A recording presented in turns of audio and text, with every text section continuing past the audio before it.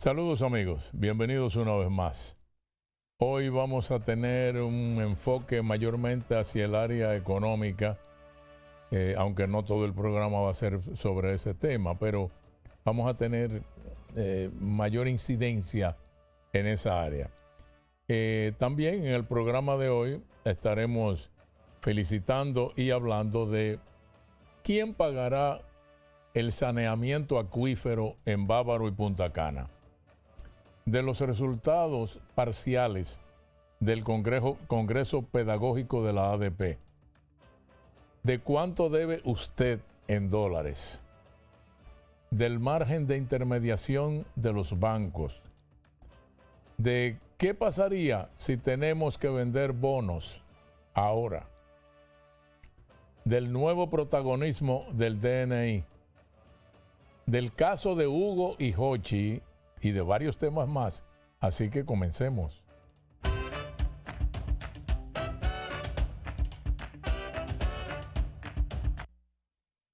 Desde hace mucho tiempo,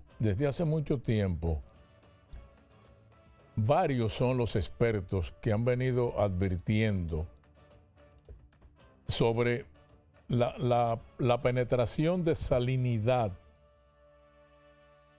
la salinidad acuífera en la zona de Bávaro Punta Cana, que ya alcanza varios kilómetros, no sé si 6 o 7 kilómetros, no sé. Pero mientras tanto sigue creciendo el número de hoteles, cada día se anuncian más Picasso para hoteles, algunos con miles de habitaciones. ¿Y eso qué significa? Más demanda de agua dulce. Hace mucho tiempo que inclusive a través de este programa, el doctor Juan Yadó advirtió reiteradamente que el turismo consume una inmensa cantidad del líquido, del agua, y es responsable del galopante agotamiento del acuífero del este. Ha dicho Juan también que si los hoteleros de esa región no comienzan a desalinizar, pronto el turismo podría entrar en una grave crisis de sostenibilidad. Que en la zona de Bávaro, Punta Cana, los hoteleros han tenido que movilizar la ubicación de sus pozos hasta 9 kilómetros de la costa, cuando antes lo tenían a 2 kilómetros por la salinidad que se ha ido metiendo. Pues bien, el presidente Abinader sometió en el Congreso Nacional, vía Cámara de Diputados, un contrato de préstamo de 400 millones de dólares para ser invertidos en Punta Cana, Bávaro, para resolver el problema este. Un proyecto que va a ser ejecutado por el Instituto Nacional de Aguas Potables y Alcantarillados, el INAPA. Se trata del dinero para la tercera fase del programa de agua potable y saneamiento para la zona de Bávaro Punta Cana, porque están trabajando en la infraestructura de agua potable, en saneamiento y gestión del agua en varias zonas turísticas. Ahí está también un programa de saneamiento de las costas desde Boca Chica hasta Punta Cana. Estamos hablando de más de 200 kilómetros de costa. También con el Banco Interamericano de Desarrollo, ¿no? El financiamiento tiene como fin contribuir a la mejora de la salud pública y la protección del acuífero costero de la zona de Punta Cana, Bávaro. Incrementar el acceso de agua potable segura en las localidades priorizadas, incrementar el acceso a saneamiento seguro, mejorar la gestión integrada y sostenible del recurso hídrico en la zona de intervención. Todo eso lo establece la carta remitida por el presidente de la República al titular de los diputados, Alfredo Pacheco, para fines de aprobación del préstamo, del BID, de los 400 millones de dólares. Muy bien, todo muy lindo hasta ahí, ¿no? Y muy necesario, ¿eh? Pero la pregunta que nos hacemos es, en calidad de profanos, ¿quiénes son los más beneficiados con esa obra? Que costará en todas sus facetas muchos cientos de millones de dólares. No son esos 400 nada más. Pues claro que los hoteles. ¿Y quiénes son los propietarios de esos hoteles? Extranjeros que también han recibido financiamiento en dólares para la construcción de esos hoteles por parte del Banco de Reservas, el Banco Múltiple del Estado y de algunos otros privados, pero mayormente de Reservas. Entonces la pregunta final, ¿cuánto aportarán los hoteles para que les llegue el agua como lo requieren sus clientes?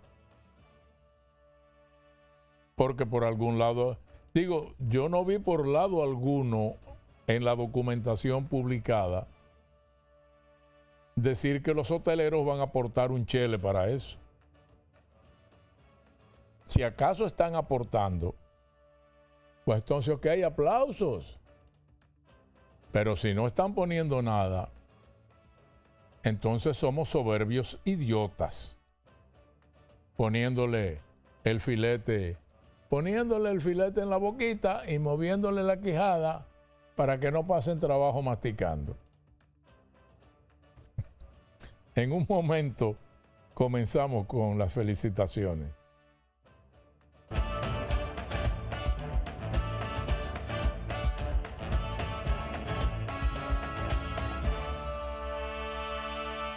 Hay algo que se ve HD, que entre paciente y paciente hay tiempo para entrar al banco. Tu vida se ve HD cuando, sabiendo cómo es tu día, hacemos que tus pagos, desembolsos y solicitudes sean más simples. Vive la mejor experiencia digital desde la app hasta la cita.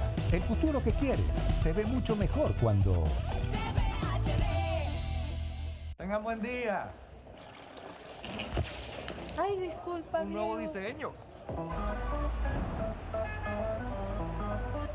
Buen día, hermano. ¡Hey, buen día! Buen día. Que tenga buen día. No va buen día. Y este día mi Ay, no. Día difícil, ¿eh? y buen día. El día está bueno, va buen día.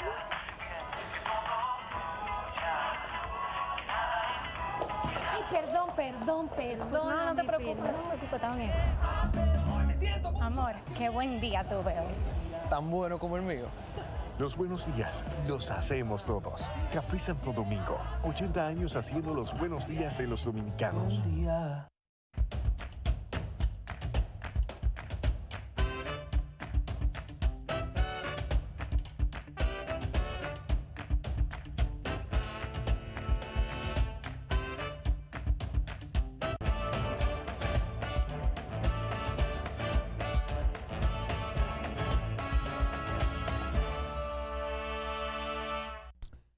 La semana pasada criticábamos la decisión dictatorial de la Asociación Dominicana de Profesores de detener los días que le vengan ganas para celebrar las reuniones de su llamado primer Congreso Pedagógico Nacional. Y repetíamos lo de siempre. ¿Por qué hacerlo sacrificando los días de enseñanza y no sábado y domingo? Bueno, nada, que ellos lo hacen cuando quieren y al que no le guste que se chupe un bolón, porque es como a ellos les dé la gana. Pues bien, ahora hablemos de lo positivo que se puede extraer de este último encuentro que duró 2 días y reunió a unos 500 profesores delegados. De allí salieron con nada menos que 69 propuestas para, según ellos, transformar la educación del país y sosteniendo que ellos quieren dejar de seguir políticas hechas fuera del aula para empezar a crearlas ellos. Comience a notar. Aún no han dado a conocer el documento oficial, pero se sabe casi todo lo que se trató. Y entre eso se destaca que se acabó el pasar de curso automáticamente. Los profes quieren eliminar eso de que los estudiantes puedan pasar por edad o sacando una nota mínima, aunque no manejen ni lo básico, porque eso lanza al mundo laboral a jóvenes con serias lagunas en cosas como pensamiento científico, educación financiera, habilidades socioeconómicas, habilidades socioemocionales, etcétera, y etcétera, ¿no? Los profesores proponen que se evalúen las competencias reales de los muchachos antes de pasarlos. Ahí me quito el sombrero y aplaudo esa propuesta. Muy bien. Otra es que no se aceptarán más de 25 estudiantes por aula, porque uno de los factores que más dificulta la enseñanza es la sobrepoblación. Ellos proponen un tope de 25 muchachos, nada de 40 y 50, que son tan normales en las escuelas hoy día. Quieren también equipos completos en cada escuela, donde haya psicólogos, trabajadores sociales, orientadoras sociales, acompañando a los profesores de las materias clásicas. También me quito el sombrero y aplaudo esa propuesta. Digo, aunque veo difícil que pueda cumplirse a cabalidad por muchos factores, pero bueno.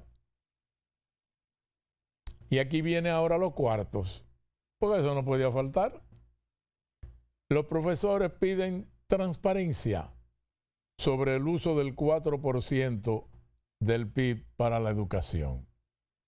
Además, quieren estar en la mesa donde se decide en qué se invierte y que se audite cada cierto tiempo y se publiquen los resultados.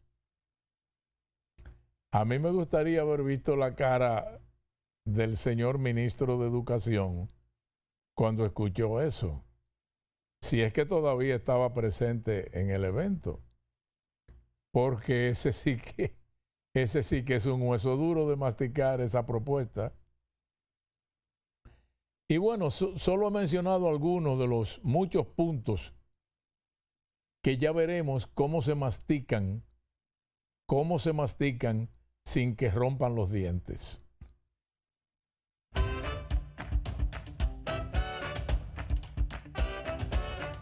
Conversaba con alguien que conocí en una sala de espera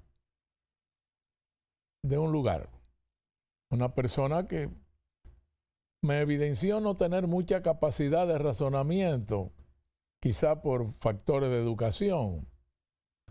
Pero comentábamos lo publicado hace unas semanas por el Centro Regional de Estrategias Económicas, el CREES, que dirige el buen amigo que ustedes conocen muy bien, Miguel Collado Di Franco.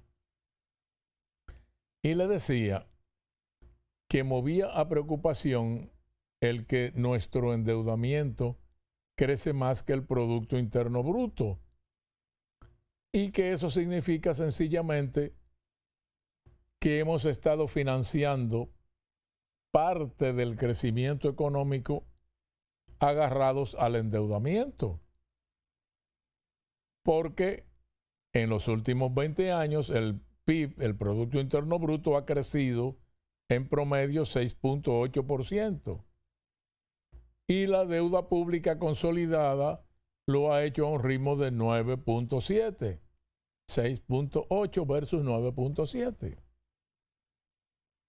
Que el gobierno paga 19 de cada 100 pesos que recibe en intereses de deuda, cuando el promedio de la región es 13. Y solo recaudamos el 16% del PIB, que es uno de los ingresos por impuestos o presión fiscal más bajitos de todos. Números son números. Y ellos dicen que a febrero de 2026, la deuda del sector público no financiero totalizó un monto de 64.828.9 millones de dólares, mientras que la deuda del Banco Central totalizó 15.841.3 millones de dólares, de acuerdo con la Dirección General de Crédito Público,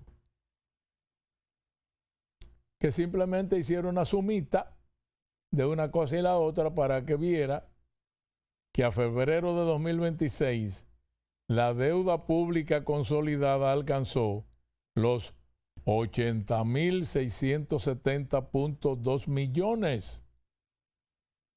Y si dividimos este monto entre la población total estimada para este año, que es de 11 millones de personas, de dominicanos, la deuda por habitante, llámense niños, adultos, viejos, mujer, hombre, quien sea, representa aproximadamente que usted y yo debemos $7.356.9. Cada dominicano debe $7.356.9 porque el endeudamiento ha crecido más rápido que la capacidad productiva del país en los últimos 20 años. Tan sencillo como eso. Números son números. Ahora lo bonito de la historia que estoy contando es que mientras yo le decía esto al interlocutor, a este señor que me encontré en una sala de espera, él nunca quitó de su cara una sonrisita, él estaba así. Y yo comprendí eso cuando hice silencio al final en señal de que ya había terminado de hablar. Y él me contestó con esta belleza. Oh, pero ¿y qué importa? Porque Estados Unidos debe más que nosotros. Digo, ¿usted cree que valía la pena seguir hablando del tema después de escuchar ese razonamiento?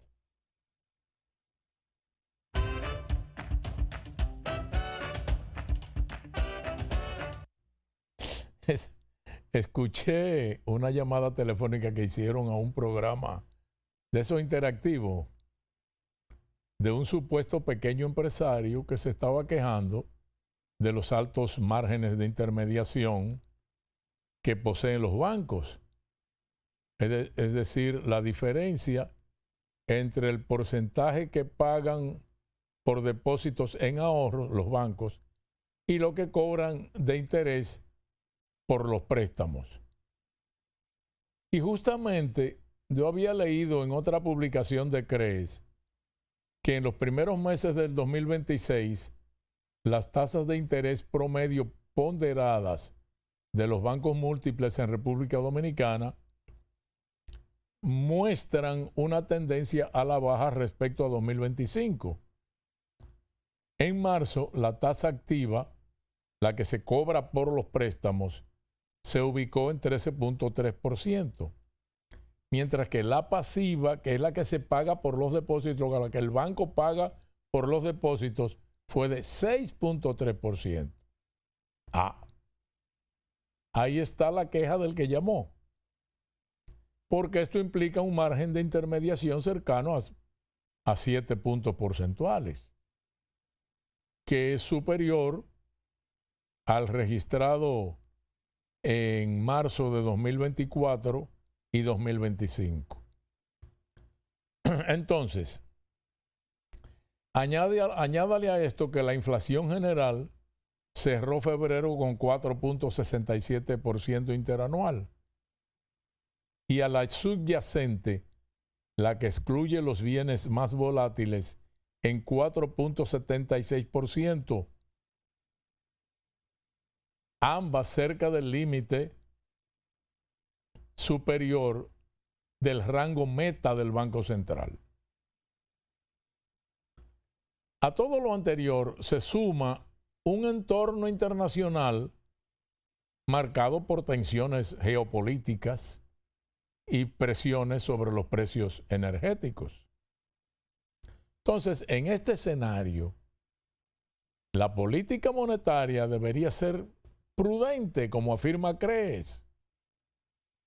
Pero yo quise ir al punto específico de la queja del que llamó al programa y entonces le pedí al amigo Miguel Collado Di Franco, nuestro consultor económico de cabecera, su opinión sobre ese margen de intermediación que favorece a los bancos de 7 puntos porcentuales.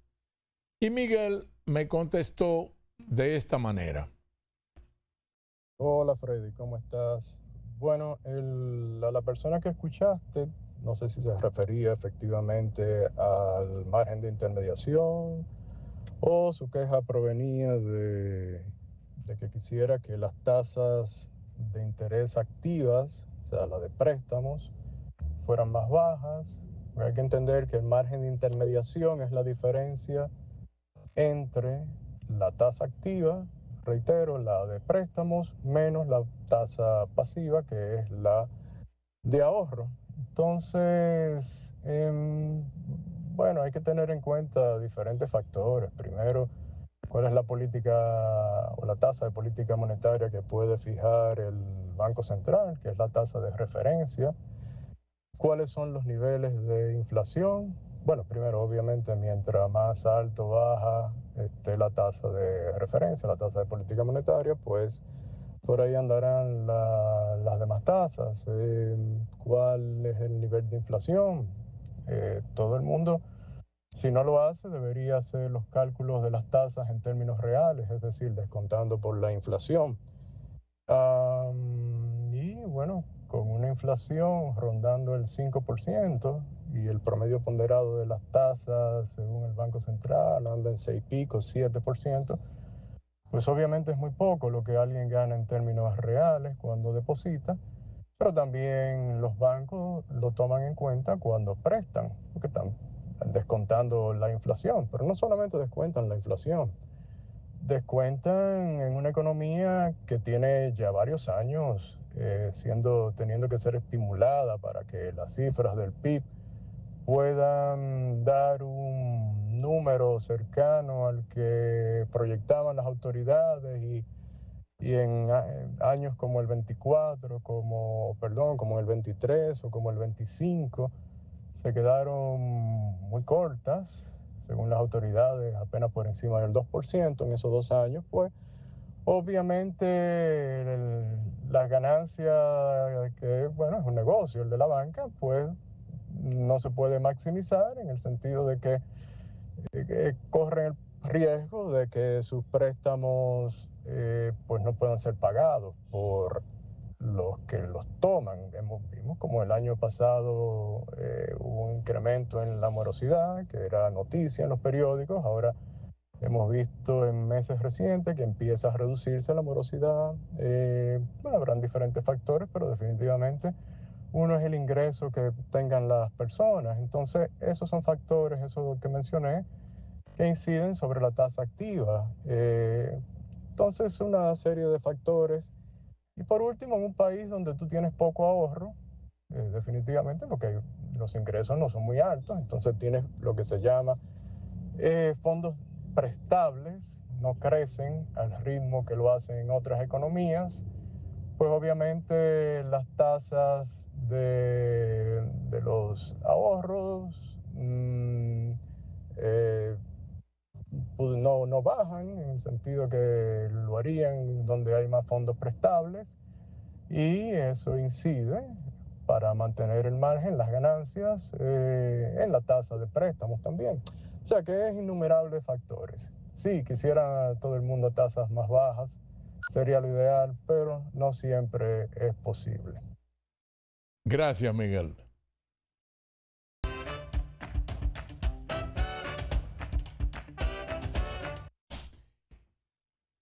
Ojalá que esta crisis no se prolongue hasta el punto de que el gobierno se vea obligado a emitir bonos y venderlos en el mercado internacional, que es otra forma de coger prestado. Porque si eso ocurre, la tasa de interés que deberemos pagar por esos nuevos bonos sería más alta que la de los últimos bonos que vendimos. ¿A qué se debe esto? A que recientemente Fitch Ratings cambió nuestra perspectiva de crecimiento de positiva a estable. Lo que significa que para vender nuevos bonos, los inversionistas toman en cuenta esas calificaciones para tener referencias sobre dónde pueden poner su dinero y cuánto de intereses pueden pedir. Usted sabe que Fitch le define posición a los países de acuerdo a su crecimiento, perdón, a la estabilidad, a la capacidad de pago de deuda, y eso define precios en el mercado económico. Bueno, Fitch nos ha ubicado ahora en BB-, o sea, 2 escalones debajo del grado de inversión, que es donde se puede pedir prestado a un costo más bajo. ¿Me entiende? Y lograr que nos compren deuda más fácilmente. ¿Me entiende? Por lo menos en la puntuación actual que nos otorga Fitch, estamos en estable, que no es lo mismo que positivo, posición que nos ubicaba como país en crecimiento.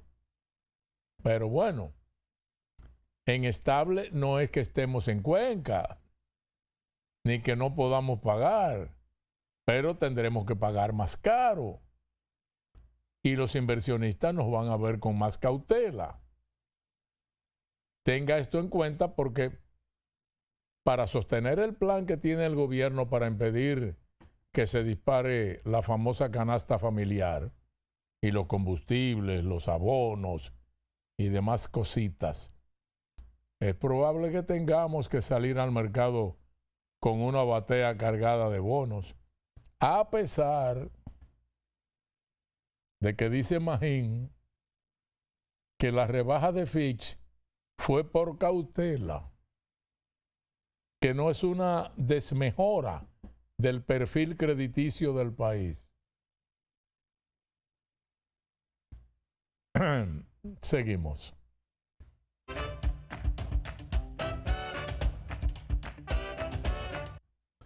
Hace un par de semanas, Contrataciones Públicas lanzó una resolución por medio de la cual involucra a la Dirección Nacional de Inteligencia, DNI, dentro del sistema que controla las compras estatales.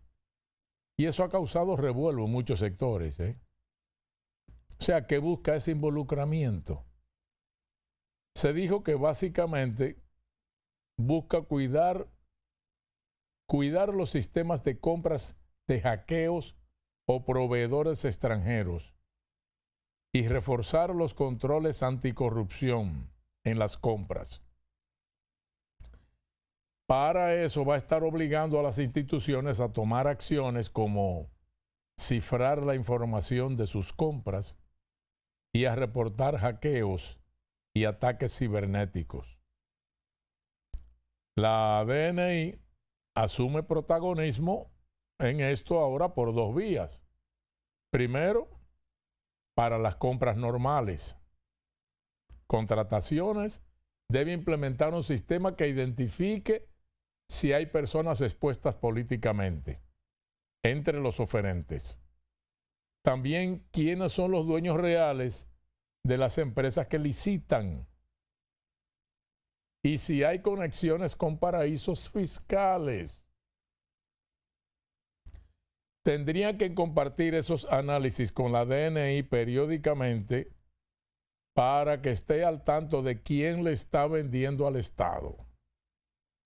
Además, el Instituto Criptográfico Nacional, ICN, que depende de la DNI, va a definir los estándares técnicos de los proveedores de tecnología.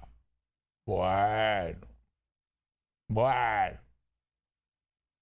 La segunda vía tiene que ver con las contrataciones clasificadas como seguridad nacional.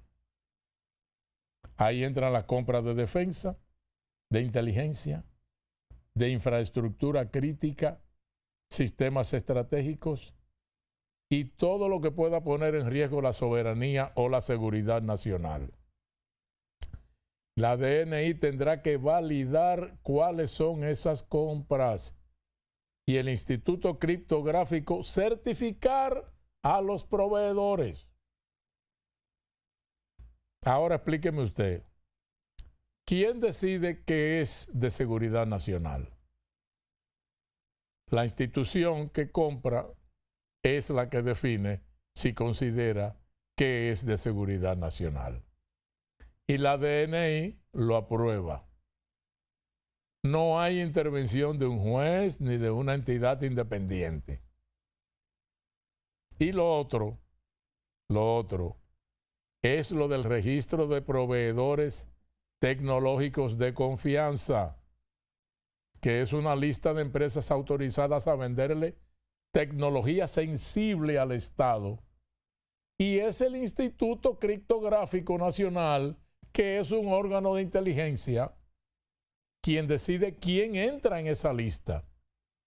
Pero ese instituto depende de la DNI y la DNI del Poder Ejecutivo. Ahora desenrédeme esa tripa. En un momento volvemos, falta alguito.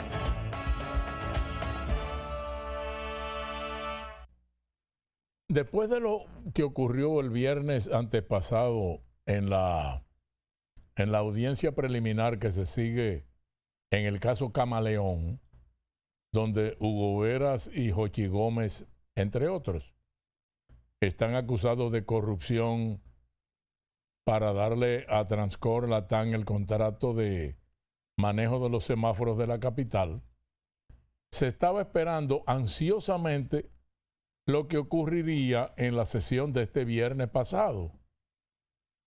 Dato que en este momento desconocemos a la hora en que estamos grabando este programa, que es justo viernes. La expectativa vino porque después de la exposición del Ministerio Público, Jochi Gómez dijo que el viernes próximo, o sea, este pasado, es a él que le toca decir la verdad, caiga quien caiga.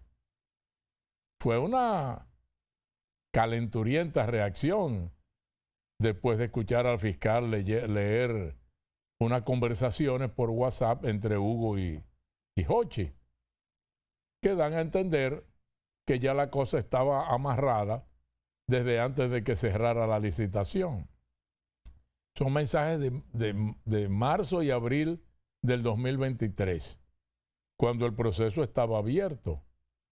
Y ahí estaban ellos ya coordinando fechas de adjudicación, detalles de la prueba de concepto, que es el ensayo técnico que decide quién gana el contrato. Bueno, según el Ministerio Público, Jochi le enviaba a Hugo PDF con ideas sobre cómo la propia Transcor debía ejecutar esa prueba. O sea, que el oferente estaba redactando las reglas del concurso. Dijo el fiscal que el cronograma legal era una simple formalidad para un resultado que ya ellos habían pactado. Y dicen las conversaciones que leyó el Ministerio Público que quedaron en invitar figuras públicas como veedores para que el proceso pareciera legítimo. Y Jochi hasta sugirió que lo invitaran a él mismo, a Hugo, por su perfil tecnológico y futurista. Pero Hugo le respondió que esa invitación no podía salir directamente de él para que no hubiera sospecha. Bueno, hubo muchas cosas más que presentó el fiscal y eso motivó que Jochi lanzara la amenaza que ya les dije y que se esperaba en la sesión de ese viernes pasado. Así que vamos a estar atentos para traerla en el próximo programa. Muchas gracias.